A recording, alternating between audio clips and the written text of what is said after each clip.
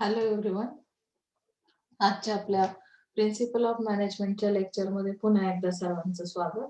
आजच्या लेक्चरमध्ये आपण सेकंड युनिट स्टार्ट केलाय मागे. मागच्या लेक्चरला त्यामध्ये आपण प्लॅनिंग हा टॉपिक स्टडी केला. आता जो त्यापुढचा पार्ट आहे आपला डिसिजन मेकिंग.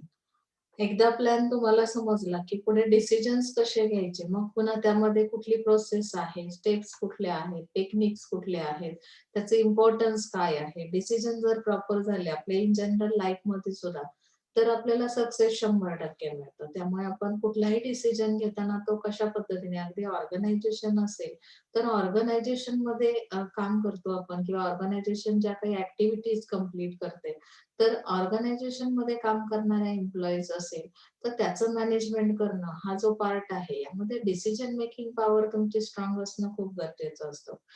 ऑर्गनायझेशनला वर्क करताना खूप सारे प्रॉब्लेम्स फेस करावे लागतात. मग एखादा प्रॉब्लेम अचानक क्रिएट झाला तर त्यावर मला सोल्युशन कसं फाइंड आउट करता येईल ह्याचा विचार करण्यासाठी किंवा त्यावरचे सोल्युशन फाइंड आउट करण्यासाठी माझ्याकडे डिसिजन मेकिंग पॉवर असणं खूप गरजेचं आहे. आणि ती डिसिजन मेकिंग पॉवर किंवा एखादा डिसिजन घेताना आपण नक्की काय केलं पाहिजे, आपला role as a organization, as a management, as a administration, as a head of the department कसा घेतला जाईल. तर यासाठी आपल्याला हा चॅप्टर 4 दिलेला आहे. यामध्ये आपल्याला इम्पॉर्टन्स, टाइप्स, प्रोसेस म्हणजेच टेक्निक्स त्यामध्ये स्टडी करायचे. सुरुवातीला आपण मिनिंग बघणार आहोत. Decision making is a process of selecting one alternative from among a number of alternatives available. जैसे हमारे इंडिविजुअल लाइफ में मैंने आपको बताया कि बहुत सारे ऑप्शंस हमारे हाथ में रहते हैं. अगर 12th पास होने के बाद हम कौन से आर्ट्स में कंप्लीट किया है, कॉमर्स में कंप्लीट किया है या साइंस में, उसके हिसाब से हमारे हाथ में ऑप्शन है कि आगे हमें हमारा फ्यूचर डिफाइन करना है. तो उसमें से कोई एक अल्टरनेटिव हमें चूज करना है. वैसे यहाँ पे ऑर्गेनाइजेशन है. ऑर्गेनाइजेशन के पास भी बहुत सारे अल्टरनेटिव्स है, ऑप्शंस है. उसमें से कोई एक चूज करना, that means it this process is called as decision making. It is the core of planning. A plan cannot be said to exist unless a decision has been made. अगर आपका plan सही है तो decision लेना बहुत आसान हो सकता है. The need for decision making will arise only when there are options. If there is only one way of doing the task, there is nothing to decide. अगर आपके पास ऑप्शंस ही नहीं, अल्टरनेटिव्स नहीं, तो फिर डिसीजन लेने की जरूरत नहीं. वही हम एक ऑप्शन को सिलेक्ट करेंगे. यहाँ पे ऑप्शंस का होना बहुत जरूरी है, जिसकी वजह से हम डिसाइड कर पाते हैं कि कौन सा ऑप्शन हमारे लिए सही है. तो ऑप्शन के साथ जाना कभी भी अच्छा रहता है. जसं की मी आता फर्स्ट इयरच्या ऍडमिशनला जेव्हा तुम्ही आलात, तेव्हा मी तुम्हाला एक गोष्ट सांगितली होती, बऱ्याचशा मुलांना आठवत असेल, की हा कोर्स जो आहे, BMS हा कोर्स जो आहे, यामध्ये जेव्हा तुम्ही ग्रॅज्युएशन कंप्लीट करता, तेव्हा तुमच्याकडे एकापेक्षा अधिक ऑप्शन्स असतात. ऑप्शन्स बरोबर घेऊन जाणं हे नेहमीच चांगलं असतं. त्याचं कारण असं आहे, की त्या ऑप्शन मधून आपल्यासाठी सही असं काय आहे, करेक्ट वे कौन सा है, हमारा फ्यूचर किस तरह से डिफाइन करना है, ये हम डिसाइड कर सकते हैं. अगर एक ही ऑप्शन पे हम चलेंगे तो शायद पॉसिबल नहीं कि हमें सक्सेस मिल सके, क्योंकि वही एक ऑप्शन लेके जब बच्चे निकलते हैं तो क्या होता है कि कभी अगर उस एरिया के अंदर आपको जॉब अपॉर्चुनिटी नहीं मिलती है तो आपका एजुकेशन वेस्ट हो जाता है. तो यहाँ पे भी उस तरह से उन्होंने बताया कि कुछ डिसाइड करने के लिए आपके पास ऑप्शन होना बहुत जरूरी है, वेल प्लान होना बहुत जरूरी है. ओके, सो कंपोनेंट्स उसके अंदर क्या दिए देखो.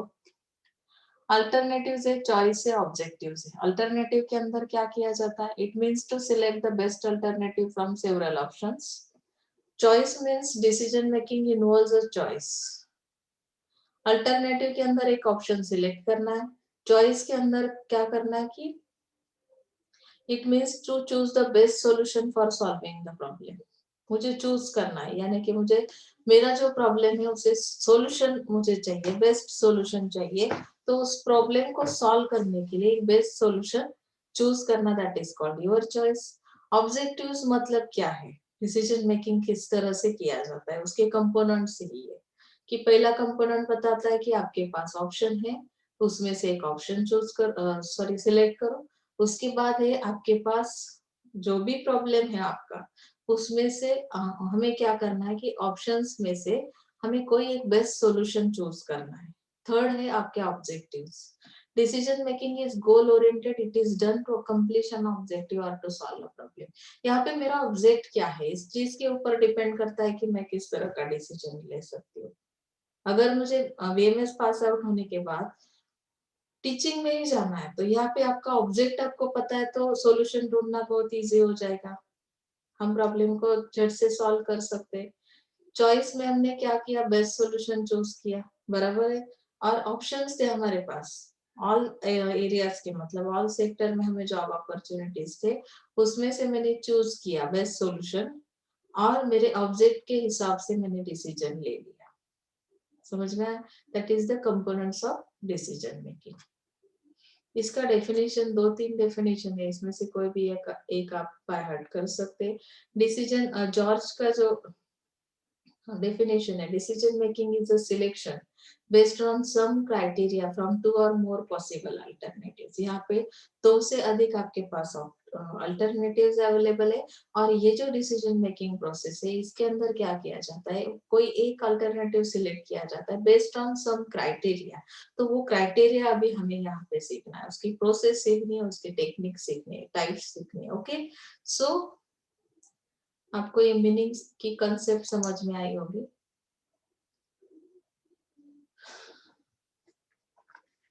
नेक्स्ट टॉपिक कैरेक्टरिस्टिक नहीं as per our syllabus, importance है। इम्पोर्टेंस के अंदर हमें क्या सीखना है कि डिसीजन मेकिंग की वजह से क्या इम्पोर्टेंस मिलता है। तो ये डायग्राम भी है, ये जो पॉइंट्स है ये हमें डीपली स्टडी करने। Optimum use of resources, first point. Proper decision making helps to utilize all the existing resources of the organization effectively and helps in achieve the objective। अगर हम डिसीजन सही ले रहे हैं तो उसका मतलब क्या है कि हम लोग पॉसिबल अल्टरनेटिव्स, हमारे पास जो भी एग्जिस्टिंग रिसोर्सेस है, अवेलेबल रिसोर्सेस है, तो उसका प्रॉपर यूटिलाइजेशन किया जाएगा, इफेक्टिवली यूटिलाइजेशन किया जाएगा। That is the benefit of decision making. Helps to face challenges and uncertainty, यानी कि प्रॉपर डिसीजन मेकिंग प्रोसेस क्या करती है, it can face a new challenges and uncertainty involved in business effectively and helps to solve the new problems। अभी हर एक दिन organisation को मैंने पहले ही बताया कि बहुत सारे प्रॉब्लम्स फेस करने पड़ते हैं, मार्केट रिलेटेड है, कस्टमर रिलेटेड है या बिजनेस पॉलिसीज रिलेटेड है। तो यहाँ पे ये जो चेंजेस आते हैं मार्केट में, तो इसमें फ्लेक्सिबिलिटी होने की वजह से हमें इस चैलेंजेस को क्या करना है, एक्सेप्ट करना है और उसके ऊपर जो भी इफेक्टिव सॉल्यूशन है वो ढूंढना है। तो इसका बेनिफिट हमें डिसीजन मेकिंग की वजह से मिलता है। Expansion and growth of business, मुझे ऑर्गेनाइजेशन को क्या करना है, उसका बिजनेस एक्सपांड करना है, बढ़ाना है। तो ये करने के लिए हमें नए नए चैलेंजेस को एक्सेप्ट करना पड़ता है, हमारे गोल सेट करने पड़ते हैं। तो गोल सेट करने के लिए और हमारे जो ऑब्जेक्टिव्स है वो अचीव करने के लिए हमें क्या होता है कि ये डिसीजन मेकिंग पावर हेल्प करती है। That is the third importance of decision making. Attainment of objectives, अभी यहाँ पे बताया rational decisions are made after analyzing and evaluating the alternative course of action. यानी this rational decision making will help it to achieve objective. Objective किस तरह से achieve किए जाते हैं, फिर हम लोग रेशनल डिसीजंस लेते हैं, मतलब कि हमारे पास जो डेटा है, जो इंफॉर्मेशन है, उसके ऊपर एनालिसिस किया जाएगा, इवैल्यूएशन किया जाएगा उस अल्टरनेटिव कोर्स ऑफ एक्शन के ऊपर, और इवैल्यूएशन के बाद हम लोग डिसीजन लेते हैं। तो ऑब्वियसली यहाँ पे हमारे ऑब्जेक्टिव अचीव किए जा सकते हैं। यानी कि यहाँ पे रेशनल डिसीजन का मीनिंग क्या है कि हर एक स्टेप के ऊपर हमारा डिसीजन सही होणं जरुरी। अगर जसं मार्केटमध्ये मंदी आहे, आता कोरोनामुळे ज्या काही प्रॉब्लेम्स फेस करावे लागतात बिझनेसमॅनला, ऑर्गनायझेशनला, तर त्या प्रत्येक बदलणाऱ्या सिच्युएशन मध्ये स्टेप बाय स्टेप जेव्हा तुम्ही काय करता, रेशनल डिसिजन्स प्रॉपर घेता, तुमच्याकडे असणारे अल्टरनेटिव्हज काय काय आहेत त्याचं इव्हॅल्युएशन केलं जातं, म्हणजे माझ्यासाठी कुठलं बेस्ट अल्टरनेटिव्ह आहे ते चूज केलं जातं आणि त्यामुळे कदाचित ऑब्जेक्टिव्ह तुम्हाला अचीव करता येतात। सो हे फोर्थ तुमचं इम्पॉर्टन्स असेल। फिफ्थ इम्पोर्टेंस है ओवरऑल इम्प्रूवमेंट इन इफिशियंसी। तो इफिशियंसी को बढ़ाता है डिसीजन मेकिंग पावर। जर तुमचा वेल प्लॅन आहे, तुमच्याकडे ऑप्शन्स आहेत, त्यातून तुम्ही इव्हॅल्युएशन करून एक ऑप्शन चूज केलं, अल्टरनेटिव्ह चूज केलं, म्हणजेच काय केलं तिथे, if the returns are high and the cost is low, then there is efficiency and vice versa. तो आपको यहाँ पे क्या बेनिफिट मिलेगा कि आपका रिटर्न जो है, मतलब कि आपको मिलने वाला प्रॉफिट हाई होगा, कॉस्ट लो हो जाएगी। तो ऑब्वियसली यहाँ पे जो भी इम्प्रूवमेंट है वो किसकी वजह से होगी, ओवरऑल इम्प्रूवमेंट इन एफिशिएंसी, क्योंकि आप स्टेप बाय स्टेप क्या कर रहे हो, रेशनल डिसीजन लेते हो। Okay, it facilitates innovation and creativity. इसकी वजह से क्या होता है, जिसके पास डिसीजन मेकिंग पावर ही नहीं है, वो लोग क्या करते हैं कि नए आइडियाज उनके दिमाग में कुछ आते नहीं, जो बाकी लोग कर रहे हैं उसे ही फॉलो कर देते हैं, और उसकी वजह से आपको नए नए इनोवेटिव आइडियाज नहीं आते या क्रिएटिविटी आपके पास नहीं रहती। अगर मेरे पास डिसीजन मेकिंग पावर है, तो ऑब्वियसली यहाँ पे क्या होगा, it helps to develop new ideas. नए चैलेंजेस एक्सेप्ट करते हैं ना हम लोग, कोई भी प्रॉब्लम आएगा तो उस पे हम सॉल्यूशन ढूंढ लेंगे, उसके लिए हमारे पास डिसीजन मेकिंग पावर है। न्यू प्रोडक्ट्स का प्रोडक्शन किया जाएगा, न्यू कॉन्सेप्ट्स दिमाग में आ सकते हैं, या उन्होंने बताया ultimately which results in innovation. जेव्हा नवीन काहीतरी तुम्ही डोक्यात तुमच्या आयडियाज क्रिएट होतात, तेव्हा ऑब्व्हियसली त्यातून काहीतरी नवीन तयार होतं, इनोव्हेटिव्ह अशा अशा गोष्टी घडतात। इनोव्हेशन गिव्हज अ कॉम्पिटिटिव्ह बेनिफिट।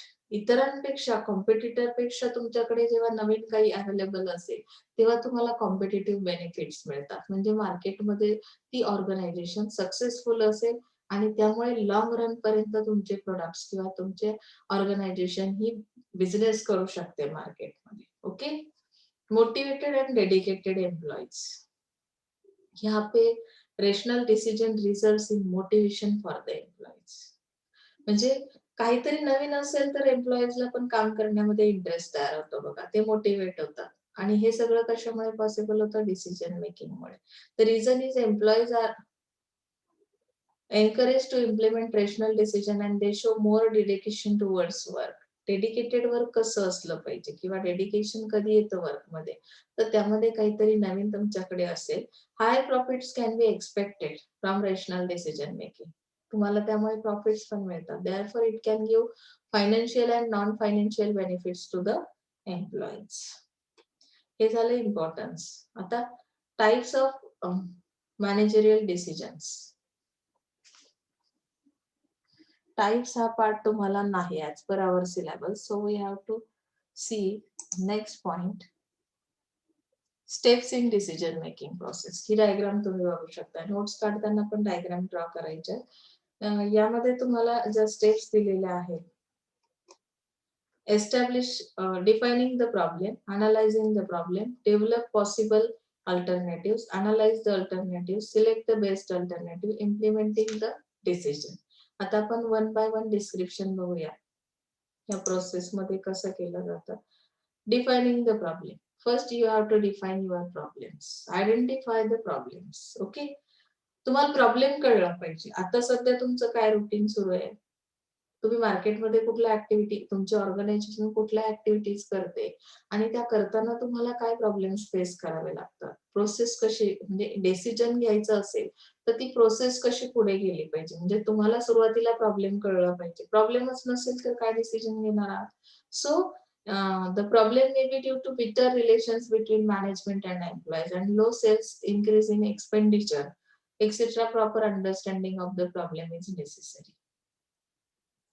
म्हणजे मॅनेजमेंट आणि एम्प्लॉईजचे रिलेशन्स कसे आहेत, तुमचा जर सेल्स लो होतो, हा तुमचा प्रॉब्लेम आहे, तर त्यावर तुम्हाला काय सोल्युशन काढायचंय, यासाठी तुम्हाला डिसिजन घ्यावा लागेल।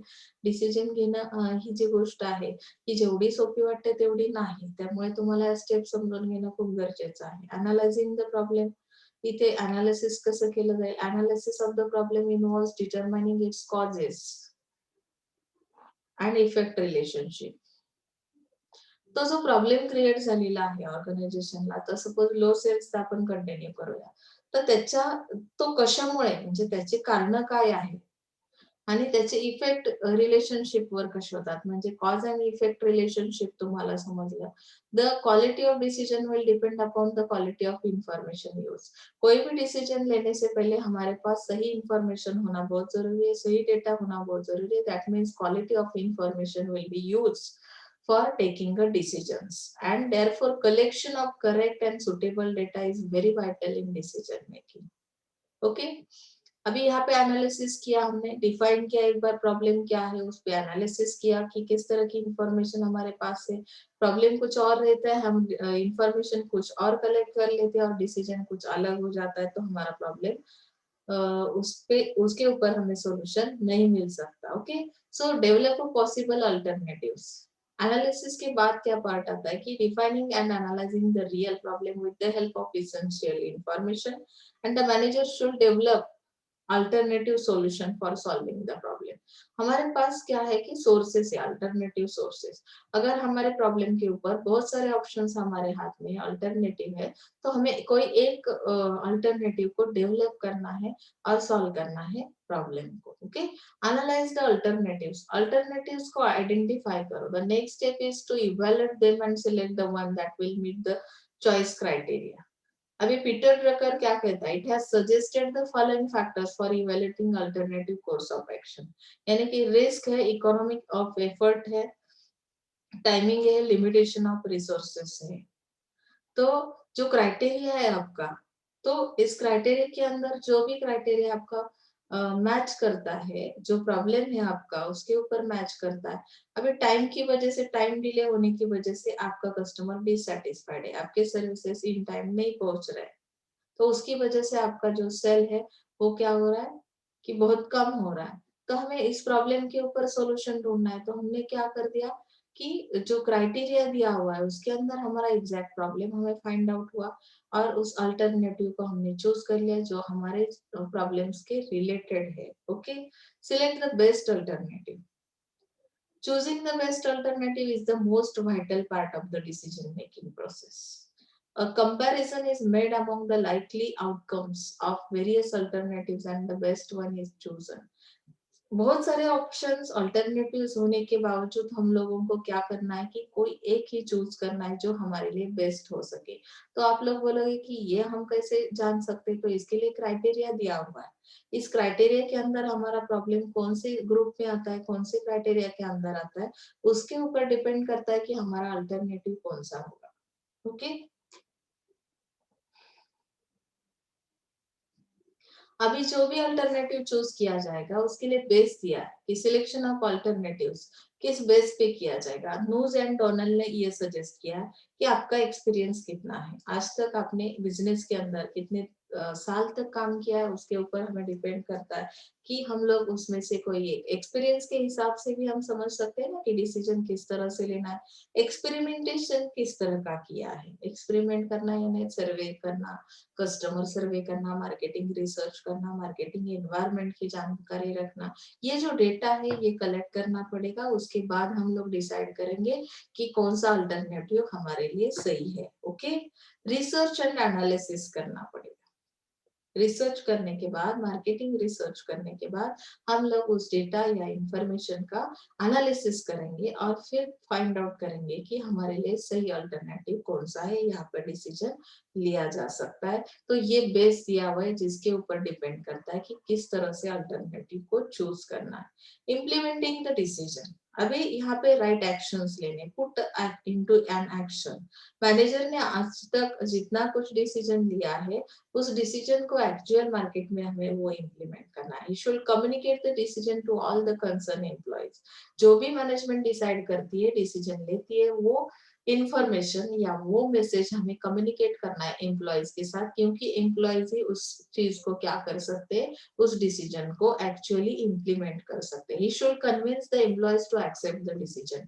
कन्विंस करना है आपको एम्प्लॉइज को, जो भी डिसीजन आपने लिया है. This can be done by involving them in the decision making process. म्हणजे तुम्हाला तुमच्या एम्प्लॉईजला इन्व्हॉल्व करून घ्यायचं आहे तुमच्या ऑर्गनायझेशनच्या डिसिजन मध्ये.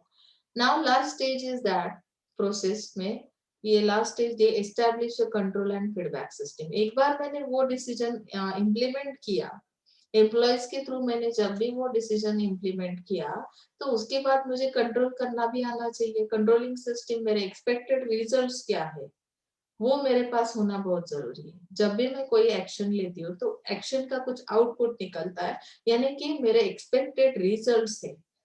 तो ये सिस्टम इम्प्लीमेंट करने के बाद वो कंट्रोलिंग सिस्टम जो है तो वो हमारे हाथ में होना जरूरी है, यानी कि मुझे रिजल्ट्स पता है तो मैं उस एक्शन को कंट्रोल कर सकती हूँ।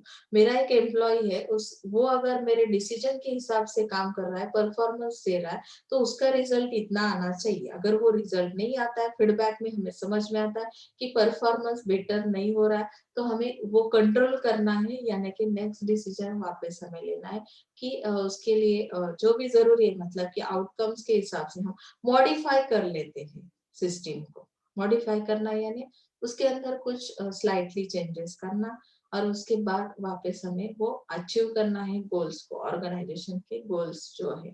ओके, समझ में आया यहाँ तक?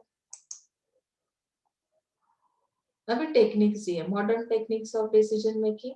अभी program decision making, non program decision making, very interesting part है ये। प्रोग्राम डिसीजन मेकिंग किस तरह से किया जाता है, प्रोग्राम्स बनाए जाते हैं या टेक्निक के हिसाब से हम बोलते हैं ना कि कोई भी डिसीजन लिया तो किस कौन सी टेक्निक यूज की। बहुत सारे लोग रहते हैं कि वो झट से क्विक एक्शन लेते, क्विक डिसीजन ले सकते हैं, तो उसके अंदर टेक्निक्स रहते हैं। ऑर्गेनाइजेशन जब भी कोई डिसीजन लेती तो कुछ डिसीजंस प्रोग्राम रहते हैं, कुछ नॉन प्रोग्राम रहते हैं। अभी प्रोग्राम का मीनिंग क्या है? This decision is used to solve routine repetitive but difficult problems. अभी रूटीन प्रॉब्लम क्या है? हम लोग रोज अगर बस से जा रहे हैं कॉलेज के लिए तो रोज लेट होता है, बस तो लेट ही आती आहे. तुम्ही म्हणाल महामंडळाची सर्व्हिस तशी कधीच वेळेत येत नाही मॅडम. मग हा रुटीनचा प्रॉब्लेम झाला, रिपीटेटिव्ह झाला, every day you have to face that problem. But difficult problem, difficult काय, त्यामुळे तुम्हाला कॉलेजमध्ये रोज एक लेक्चर बंद होत आहे, तो जो लॉस आहे तो तुम्ही भरून काढू शकत नाही. जर आपलं ऑनलाईन कॉलेज नसेल, ऑफलाईन असेल, तर तो लेक्चर मिस झाल्यानंतर पुन्हा ती इन्फॉर्मेशन, ते जे काही नॉलेज आहे ते तुम्हाला पुन्हा एकदा रिपीट अगेन मिळत नाही किंवा ते ऐकायला मिळत नाही lecture. This technique are also use as quantitative techniques. ये क्वांटिटेटिव्ह टेक्निक है। जैसे ऑर्गेनाइजेशन एवरीडे जो प्रॉब्लम्स फेस करती है, जो रिपीट आने वाले प्रॉब्लम्स है, तो इस डिफिकल्ट प्रॉब्लम के लिए ये क्वांटिटेटिव टेक्निक यूज किया जाता है, that is a program technique.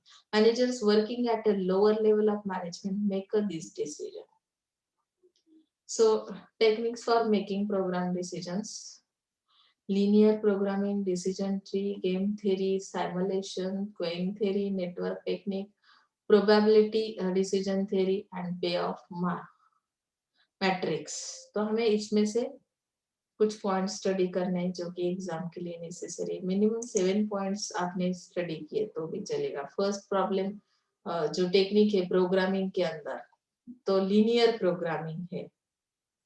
Decision कसा घ्यायचा, काय टेक्निक वापरायचे, तर यामध्ये सांगितलंय हे क्वांटिटेटिव्ह टेक्निक आहे. It is use to decide how to allocate the limited resources for accomplishing the goals. बहुत बार हमारी ये कंप्लेंट रहती है कि मेरे पास उतने रिसोर्सेस अवेलेबल नहीं थे, बहुत कम रिसोर्सेस होने की वजह से मैं गोल्स को अचीव नहीं कर पा रहा हूँ.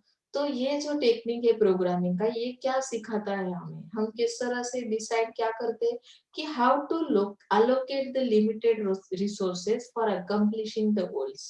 मिनिमम रिसोर्सेस के अंदर हमें क्या करना है कि मैक्सिमम आउटपुट्स लेने, अकम्प्लिश करने हमारे goals. So here linear means the relationship between variables and programming means taking a decision scientifically.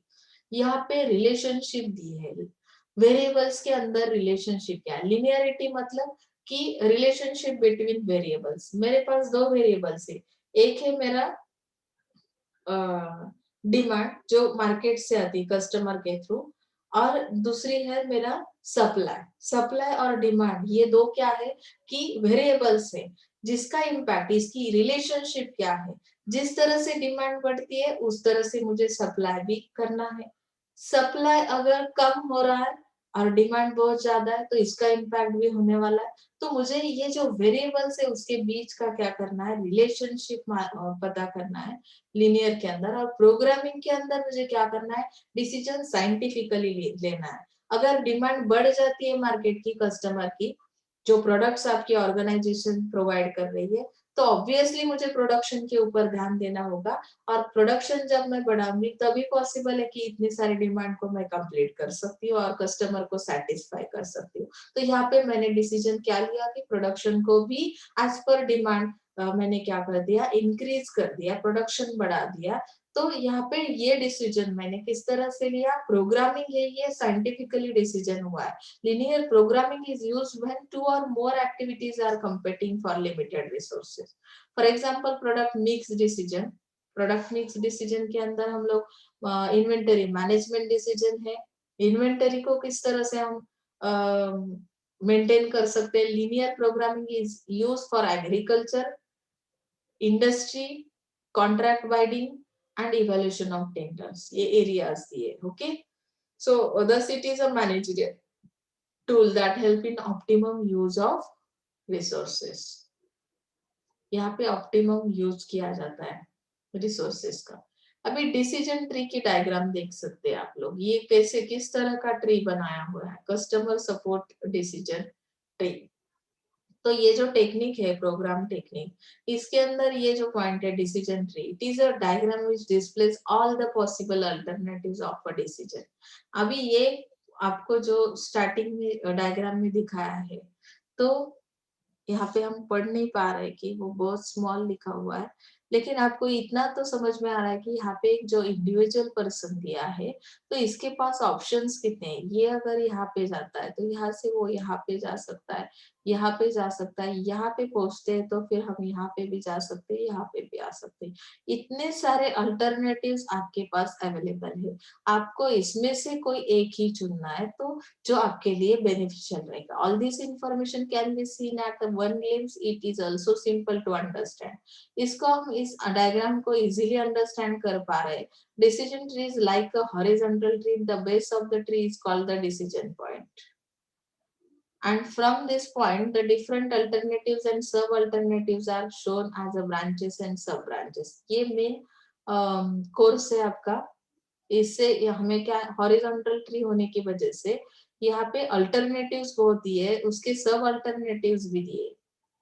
एक अल्टरनेटिव है, उसके सब अल्टरनेटिव्स है। तो यहाँ पे आप लोग क्या कर सकते हैं, the manager must study all the alternatives very cautiously and select the finest alternative. आपके लिए सही कौन सा है, ये स्टडी करने के बाद मैनेजर को पता चलेगा और यहाँ पे वो डिसीजन लिया जाएगा। ओके, गेम थ्योरी के अंदर क्या किया जाता है, it is a condition concerning at least to people. Game theory कैसी, गेम खेलते हैं ना हम लोग, तो यहाँ पे कंडीशन क्या दी है कि मिनिमम टू पर्सन का, टू पीपल्स का होना जरूरी है। Each person decision is based on what he expect the other to do. Decision कैसा लिया जाएगा, पर ईच पर्सन मतलब कोई एक पर्सन का डिसीजन किस चीज पे डिपेंड करता है कि on what he expects the other to do. And game theory is used for deciding about competitive pricing, यानी कि कंपनी में increase the price of its product when it feels that the competitor may also increase the price. एक person, एक individual personality जो है, मतलब एक company है, उसने अपने प्रोडक्ट की प्राइस बढ़ा दी। दैट मीन्स उन्होंने क्या फील किया कि हमारा जो मार्केट में कॉम्पिटिटर है वो भी इंक्रीज करेगा प्राइस को। For example, Bajaj Motors will increase its price if it feels that Honda Motors will also increase its price. मतलब कि बजाज मोटर्स ने कौन सा डिसीजन लिया है, प्राइस बढ़ाने का, इंक्रीज करने का। तो वो क्यों लिया है कि उसने एक्सपेक्टेशन उसके क्या है कि उसका कॉम्पिटिटर यानी होंडा मोटर्स भी इंक्रीज कर सकती है प्राइस को। Here both decision makers get used to each others decisions. मतलब ये गेम थ्योरी एक दूसरे के ऊपर डिपेंड करती है कि एक्सपेक्टेशन हमारे दूसरे से क्या है, उस तरह से डिसीजन लिया जाता है। Okay, so third is simulation. See here diagram, this technique is used to test the achievability and possible outcome of various decision alternatives। ये टेस्ट किया जाता है यहाँ पे achievability and possible outcome of various alternative. Simulation is a technique that replicates the operation of real world process or system over time. The effect of the decision is observed in a simulated situation and not in a real situation. For example, transportation company wants to construct a road between Thane to Mulund. It will prepare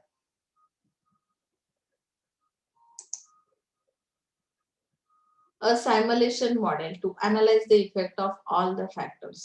यानी इन्होंने एक model बना दिया. Simulation के अंदर क्या किया जाता है, देखो आप यहाँ पे डायग्राम देख सकते हैं कि जो ट्रांसपोर्ट करना है हमें, कंपनी का जो ट्रांसपोर्टेशन प्रोसेस है, तो उन्होंने ट्रांसपोर्ट करते वक्त एक कंपनी ने क्या किया कि जो ठाणे टू मुलुंड ऐसा रोड है वो प्रिपेयर किया.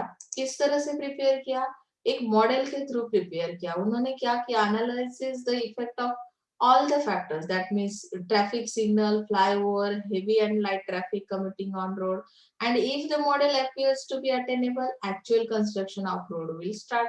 मतलब कि ठाणे टू मुलुंड जाने वाला जो भी रोड है वहां पे उन्होंने एक मॉडल बना के देखा है कि यहाँ पे कितने डिस्टेंस के बाद ट्रैफिक सिग्नल हो सकता है, या फ्लाईओवर कहाँ पे हो सकता है, हेवी एंड लाइट ट्रैफिक कहाँ पे हो सकती है. पॉसिबिलिटीज हमने ढूंढ निकाले. अगर ये रोड बन रहा है ठाणे टू मुलुंड, तो हमें वो पॉसिबिलिटीज को ढूंढना है कि कहाँ पे कौन सी चीज होना जरूरी है. उसका एक मॉडल हमने बना दिया. अगर वो मॉडल अटेनेबल है, पॉसिबल है वहां पे बनाना वो रोड उस तरह से, तो ही हमने प्रॉपर कंस्ट्रक्शन करना, एक्चुअल कंस्ट्रक्शन करना स्टार्ट कर दिया. That means this theory is what, this technique is what, simulation technique. समझ में आया? क्वेइंग थ्योरी के अंदर आप लोग डायग्राम देख सकते हैं. This is used in situation where the queue is form. Queue क्यों बनाया जाता है, तो यहाँ पे कॉलेज एडमिशन से जहाँ पे बहुत मॉब रहता है कि आप लोग एट ए टाइम सब स्टूडेंट्स को अटेंड नहीं कर पा रहे, तो आपने क्या कर दिया, वेटिंग सर्विस प्रोवाइड की. वेटिंग के अंदर कितने एडमिशन है, तो यहाँ पे कॉस्ट को मिनिमाइज किया जाता है और waiting without increasing the cost of servicing. So example देख सकते हैं आप यहाँ पे, XYZ transport company may introduce more vehicles to carry the passenger in the waiting list. ये जो ट्रांसपोर्ट कंपनी है वो क्या करती है कि व्हीकल्स को कैरी कर, vehicles to carry the passengers, passengers को कैरी करती है, ट्रांसपोर्ट करती है. तो वेटिंग लिस्ट के अंदर कितने, this will avoid the passengers from going to the competitors company. हम वेटिंग में रहना पसंद करते हैं, लेकिन वेटिंग की सर्विस अगर आपके पास है तो शायद आप अपने कॉम्पिटिटर्स के पास नहीं जाने वाले, आपके कॉम्पिटिटर्स के पास नहीं जाएंगे तो हमारा कस्टमर डाइवर्ट नहीं हो सकता. तो क्वेइंग थ्योरी का ये एक ऑप्शन, ये एक टेक्निक है जिसकी वजह से क्या होता है कि हमें डिसीजन लेने के लिए इजी या आसान हो जाता है. ये एक अल्टरनेटिव टेक्निक, अल्टरनेटिव ऑप्शंस को चूज करना, ये टेक्निक यूजफुल है. नेटवर्क टेक्निक कैसा है, नेटवर्किंग आप देख सकते हैं यहाँ पे 30, 40, 50, 60, 70. अभी इसका यूज कैसे किया जाता है, ये भी प्रोग्राम टेक्निक है. प्रोग्रामिंग क्या है ना, यहाँ पे कुछ आपके दिमाग में मॉडल्स है टिपिकल, जिसके ऊपर हम लोग काम करेंगे और उसके बाद रिजल्ट्स मिलेंगे, हम अटेन कर सकते हैं हमारे गोल्स को. Managers use network technique like PERT, program evaluation review technique, and a CPM, that means critical path method, for multifarious complex projects which involve substantial cost and time, where many activities have to be accomplished. With the help of this technique, complex projects can be completed as per schedule time, and network techniques save time and cost. आपका network जितना strong रहेगा उतना आपको क्या होगा कि benefit मिलेगा, आपका टाइम सेव होगा और आपका जो शेड्यूल है as per schedule, as per time table आप क्या कर सकते हो, किसी भी प्रोजेक्ट को कंप्लीट कर सकते हो. यानी कि आपके पास प्रॉपर एक नेटवर्क है. हम लोग बोलते हैं ना मेरा नेटवर्क बहुत बढ़िया है. किसी के साथ हमारा कॉन्फ्लिक्ट हो जाता है तो हम लोग उसे बताते हैं कि आपने हमें पहचाना नहीं, मैं कौन हूँ, मेरा नेटवर्क कितना बड़ा है. तो इस तरह से हम बात करते हैं, यानी कि आपको पूरा कॉन्फिडेंट रहता है कि कोई भी अगर प्रॉब्लम आती है, कोई भी सिचुएशन आती है तो उसे हम इजीली सॉल्व कर सकते हैं। क्यों सॉल्व कर सकते हैं? क्योंकि हमारा नेटवर्क स्ट्रांग है। उस तरह से ये जो पर्ट है प्रोग्राम इवैल्यूएशन रिव्यू टेक्निक, इसके थ्रू भी बहुत सारे प्रॉब्लम्स इन टाइम सॉल्व किए जाते हैं और बहुत बहुत बड़े बड़े प्रोजेक्ट्स को हम क्या कर सकते हैं, इन टाइम कंप्लीट कर सकते हैं मिनिमम कॉस्ट के अंदर। Okay, so probability decision theory आपको डायग्राम दिखाई दे रही है यहाँ पे। Probability decision theory is based on the hypothesis that the future is uncertain. जब हमारा फ्युचर अनसर्टन है, प्रोबॅबिलिटी याने की ज्याला आपण म्हणतो काही गोष्टी आपण गृहीत धरलेल्या असतात. म्हणजे सपोज आपल्याला माहित नाही आपलं पुढे काय होणार आहे, तर आपण पॉसिबिलिटीज काढतो काही. प्रोबॅबिलिटी म्हणजे काय एक प्रकारे की there is a chance that a certain event may or may not happen. आपल्या आयुष्यात एखादी घटना घडणार आहे किंवा नाही घडणार आहे, त्याबद्दल पॉसिबिलिटीज असतात. जर हे असं असेल इफ आणि देन अशा पॉसिबिलिटीज आपण काढतो. आपलं स्टेटमेंट कसं असतं की इफ आणि देनने कंप्लीट होतं. म्हणजे ही जर गोष्ट घडली तर कदाचित फ्युचरमध्ये मला ते मिळेल. ही जर गोष्ट घडली नाही तर मला कदाचित ते मिळणार नाही. म्हणजे काय? की मी जर ग्रॅज्युएशन कंप्लीट प्रॉपर केलं, मला डिग्री मिळाली तर मला कुठला जॉब मिळू शकतो आणि मी जर ग्रॅज्युएट झालो नाही तर मला कुठला जॉब मिळणार नाही. म्हणजे इफ अँड देन हा अप्रोच जो आहे याच्यामध्ये काय केलं जातं की जजमेंट्स घेतले जातात. हे जजमेंट्स कसे काढले जातात बघा. Based on available data and subjective judgement of the manager, आपके पास जितनी इंफॉर्मेशन है मार्केट की या आपका जो जजमेंट है मैनेजर का जो एक्सपीरियंस है उसके ऊपर various possibilities are assigned to alternative course of action. यानी कि आपके एक्शंस डिपेंड करते हैं, प्रोबेबिलिटीज को हम ढूंढ लेते हैं। The likely possible outcomes of different options are considered and on the basis of such evaluation, the best option which assures highest outcome is selected. जिसकी वजह से, जिस पॉसिबिलिटीज की वजह से हमें ज्यादा से ज्यादा क्या होता है, प्रॉफिट मिलता है, आउटकम्स मिलते हैं, तो उसे हम सिलेक्ट कर लेते, वो डिसीजन लेते हैं, बराबर है ना।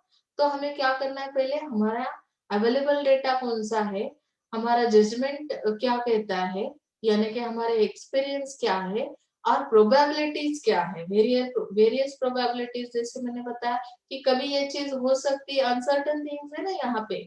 सो हाइपोथेसिस को हमें क्या करना है, बनाना है इस थेरी के थ्रू। हायपोथेसिस म्हणजे तुमचं गृहीतक, काही गोष्टी गृहीत धरल्या जातात। जर सिच्युएशन अशी असेल तर फ्युचर माझं तसं असेल, या पद्धतीने ऑर्गनायझेशन हायपोथेसिस फाइंड आउट करते, अनसर्टन थिंग्स फाइंड आउट करते आणि त्यानंतर एक डिसिजन घेतला जातो जो की तुम्हाला ज्यामुळे पॉसिबल आउटकम्स मिळतील। ओके, पे ऑफ मॅट्रिक्स। पे of matrix is the statistical technique. अभी यहाँ पे आप डायग्राम को देख सकते हो, which assist manager to select the best alternative available. A payoff is the return or reward for selecting the top alternative. Finest alternative may be the mixture of many alternatives or a particular alternative. For example, manager may choose to increase sales and profit by increasing advertising, improving quality of the product or packing, price reduction, etc. Each alternative or a mixture of alternative may provide an expected reward. यहाँ पे organisation को क्या करना है, कितने सारे काम एक साथ करने हैं, मतलब हमारे पास जो भी अल्टरनेटिव्स है उसे क्या करना है, उसका इंटीग्रेशन करना है, एक साथ मिला के वो अगर हम क्या करेंगे, अल्टरनेटिव यूज करेंगे तो शायद पॉसिबल है कि हमें एक्सपेक्टेड रिवॉर्ड यानी कि एक्सपेक्टेड रिजल्ट्स मिल सकते हैं। तो ये जो पे ऑफ मैट्रिक्स है उसके अंदर उन्होंने बताया कि it is a mixture of alternatives, mixture of alternatives और पर्टिकुलर अल्टरनेटिव आल्सो। यानी कि मेरा ऑब्जेक्ट क्या कहता है कि मुझे सेल्स को इंक्रीज करना है, तो ऑब्वियसली यहाँ पे प्रॉफिट बढ़ने वाला है। तो मुझे क्या करना पड़ेगा, sales and profit by increasing advertising. आपको एडवर्टाइजिंग को क्या करना पड़ेगा, इंक्रीज करना पड़ेगा। क्वालिटी जो है प्रोडक्ट की वो इंप्रूव करनी पड़ेगी, पैकिंग प्रॉपर करना पड़ेगा, प्राइस रिडक्शन यहाँ पे कर रहे हैं। तो ये जो अल्टरनेटिव्स आपके पास है, अल्टरनेटिव कोर्स ऑफ एक्शन, तो वो मिला के यानी इंटीग्रेट करके हमें यूज करने हैं मार्केट में, वो डिसीजन लेना है जिसके थ्रू हम एक्सपेक्टेड रिवॉर्ड ले सकते हैं, एक्सपेक्टेड रिजल्ट्स ले सकते हैं, यानी प्रॉफिट में रह सकते हैं। तो डिसीजन इस तरह का भी हो सकता है, मिक्स डिसीजन रहेगा यहाँ पे। नॉन प्रोग्राम डिसीजन मेकिंग जो है उसके अंदर डायग्राम देख सकते हैं आप। ब्रेनस्टॉर्मिंग टेक्निक है, नॉमिनल ग्रुप टेक्निक है, डेल्फी टेक्निक है, quality circles, heuristic technique, participative technique. तो हमें अभी ये टेक्निक स्टडी करनी है। ये नॉन प्रोग्राम है, यहाँ पे प्रोग्राम वगैरह नहीं बनाया जाता है, नॉन प्रोग्राम का मीनिंग ही वही है। तो उसके अंदर आप लोग फर्स्ट टेक्निक देख सकते हैं, ब्रेनस्टॉर्मिंग टेक्निक। ये डायग्राम क्या है, एक टेबल है, राउंडेड टेबल, जहाँ पे ये लोग बैठे हैं। तो अभी आपको इससे अंदाजा आ सकता है कि ये टेक्निक किस तरह की हो सकती है। It was developed by Osborn in 1938 to solve problems. अभी यहाँ पे कोई प्रॉब्लम क्रिएट हो चुकी है ऑर्गेनाइजेशन के अंदर। It is a group based technique. यहाँ पे एक ग्रुप है पीपल्स का। The basic purpose of this technique is to generate multiple ideas. हर एक के दिमाग में अलग अलग आइडियाज है, तो obviously that ideas is called multiple ideas यहाँ पे जनरेट हो जाते हैं, so that decision making become effective. आपके अलग अलग आइडियाज होने की वजह से कोई भी प्रॉब्लम पे अगर सॉल्यूशन ढूंढना है तो ये इजीली हम कर सकते हैं। members of the group is in a session are motivated to contribute all possible alternative solution to a problem। हर एक के पास एक एक सॉल्यूशन है, अल्टरनेटिव सॉल्यूशन, तो जिसकी वजह से प्रॉब्लम को सॉल्व करना बहुत इजी हो सकता है। यानी कि ये that is called brainstorming technique.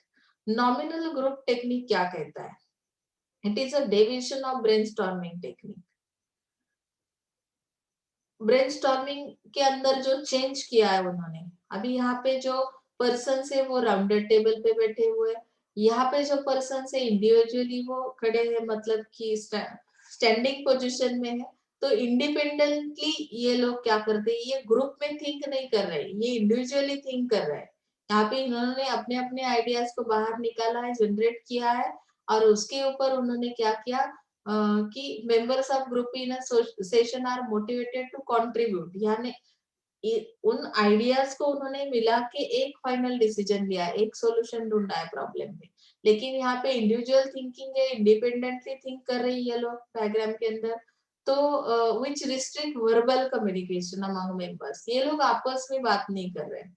Each member is individually allowed to present his best idea related with the problem। जो भी प्रॉब्लम यहाँ पे क्रिएट हुई है तो इसके ऊपर इनका अपना खुद का ओपिनियन क्या है वो प्रेजेंट किया जाएगा, इनकी अपनी खुद की आइडिया प्रेजेंट की जाएगी। After all members finish the presentation their views are discuss, evaluated and rank.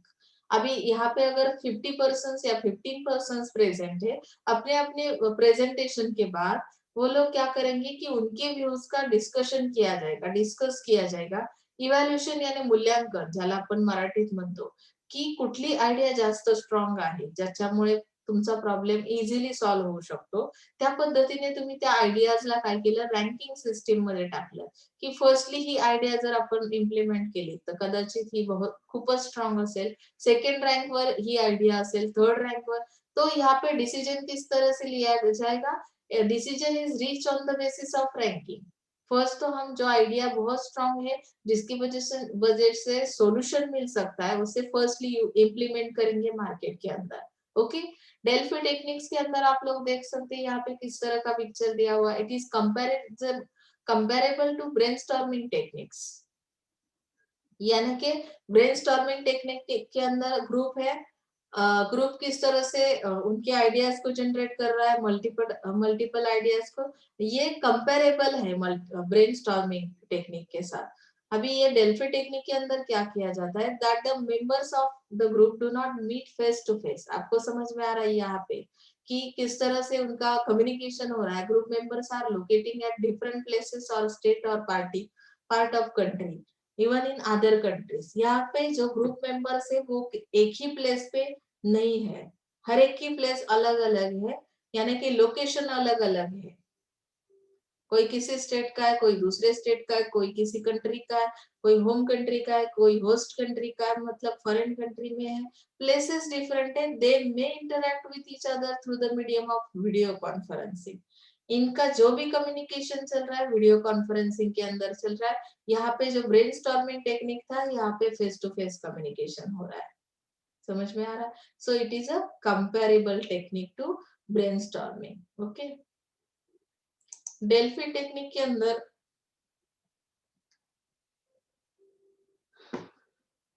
उसके बाद आता है क्वालिटी सर्कल्स। आप देख सकते हैं यहाँ पे कैसी पोजीशन किस तरह की है। क्वालिटी सर्कल के अंदर concept of quality circle was first propagated by doctor Ishikawa Kaoru in Japan in the early 1960s।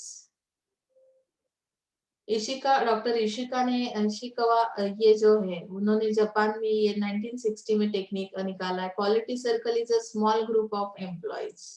यहाँ पे एक ग्रुप है एम्प्लॉयज का from the similar work area और डिपार्टमेंट, मतलब एक ही डिपार्टमेंट के अंदर काम करने वाले ये जो ग्रुप है that agrees to meet on the regular basis in order to ascertain, analyze the solve work related complications। अभी ये एक ही डिपार्टमेंट की पर्सन होने की वजह से उन्हें जो भी काम करते वक्त प्रॉब्लम्स फेस करने पड़ते हैं, उसके लिए उन्होंने उस प्रॉब्लम के ऊपर उन्हें क्या करना है, इस सॉल्यूशन ढूंढना है। Quality circle provide suggestions to the management. Quality circle क्या करता है, सजेशंस प्रोवाइड करता है आपकी मैनेजमेंट को for the purpose of enhancement और for solving the particular problem. तो यहाँ पे इस ग्रुप का सजेशन ध्यान में रखते हुए मैनेजमेंट क्या करेगी, कोई एक डिसीजन लेगी और उसके बाद वो प्रॉब्लम सॉल्व किया जाएगा। ह्यूरिस्टिक टेक्निक क्या कहता है, ह्यूरिस्टिक टेक्निक के अंदर उन्होंने बताया it is sophisticated type of trial and error technique for finding solution to challenging problems. यानी कि यहाँ पे सॉल्यूशन ढूंढना है, जो आपके पास प्रॉब्लम है, चैलेंजिंग प्रॉब्लम है, तो ट्रायल एंड एरर टेक्निक है ह्यूरिस्टिक टेक्निक। दो these programs are not ideal in nature as they are experience based technique for solving problem। यानी कि हम लोग वन बाय वन एक ट्रायल एंड एरर, मतलब ये अगर डिसीजन लिया जाता है तो किस तरह के रिजल्ट्स आते हैं, दूसरा टेक्निक अप्लाई करेंगे तो किस तरह के रिजल्ट, तो ये एक्सपीरियंस के बेस पे हम लोग डिसीजन लेते हैं यहाँ पे इस टेक्निक के अंदर। It comprises of programs that are self learning in nature. Heuristic take a guess approach to problem solving. Guess किया जाता है कि कौन सा बेस्ट पॉसिबल सॉल्यूशन है इस प्रॉब्लम के ऊपर। So such technique are ideal for as quick fix and but it can introduce error bias and may even constrain creativity। अभी पार्टिसिपेटिव टेक्निक किस तरह की डायग्राम दी है, बहुत ही फनी डायग्राम है, आप देख सकते हैं।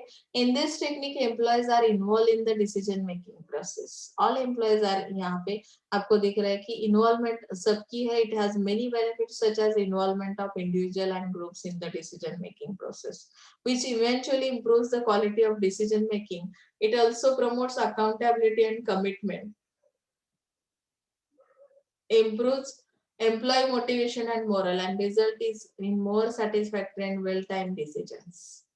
ग्रुप में काम हो रहा है, इन्वॉल्वमेंट सबकी है, इंडिविजुअल पर्सन की है, ग्रुप्स की है, तो ऑब्वियसली यहाँ पे क्वालिटी डिसीजन लिया जाएगा पार्टिसिपेटिव टेक्निक के अंदर। इसके नाम के अंदर ही इसका मीनिंग है पार्टिसिपेशन, यानी हर एक का यहाँ पे क्या है कि इन्वॉल्वमेंट है और जिसकी वजह से क्वालिटी डिसीजन लिया जा सकता है।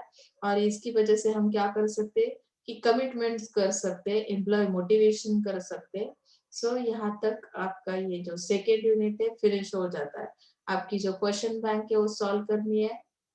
हर रोज जब भी लेक्चर कंप्लीट होता है तो कोई भी जो स्टूडेंट्स है उनकी जो भी प्रॉब्लम्स है कभी भी फेस, मतलब की टीचर्स के साथ शेअर नाही कर रहे, तुम्हाला माझ्या दोन्ही युनिट मध्ये काही प्रॉब्लेम असेल तर प्लीज मला कृपया माझ्या पर्सनल व्हॉट्सअप ग्रुपवर जरी कॉन्टॅक्ट केला तरी सुद्धा त्याचे आन्सर्स तुम्हाला मिळतील। तुम्हाला जे पीडीएफ देणार आहोत, आता लवकरच कॉलेज सुरू होण्याची चर्चा सुरू आहे, त्यामुळे तुम्हाला बुक्स अवेलेबल होतील। आताही आम्ही लायब्ररीचे बुक्स अवेलेबलच केलेले आहेत। ज्यांना कोणाला अडचण असेल, ज्यांना कोणाला पीडीएफ अवेलेबल नसतील झाली, नेटवर्क इश्यूज असतील, त्यांनी कृपया कॉन्टॅक्ट करायचा आहे। जास्तीत जास्त अटेंडन्स तुमचा असावा याकडे तुम्ही लक्ष द्या। अटेंडन्सवर बऱ्याच गोष्टी डिपेंड असतात। ओके, तुम्हाला नॉलेज तुमचं इम्प्रूव्ह होईल। तुम्हाला चॅनलवर पण आपले लेक्चर्स अवेलेबल आहेत। काही अडचणी असतील तर प्लीज शेअर करा। तुम्हाला समजतंय की नाही ह्याचा काही रिस्पॉन्स येत नाहीये। सो इथे आज आपण थांबतोय। आपला सेकंड युनिट संपलाय। पुढच्या लेक्चरला आपण थर्ड युनिट स्टार्ट करूया। Okay, so thank you so much.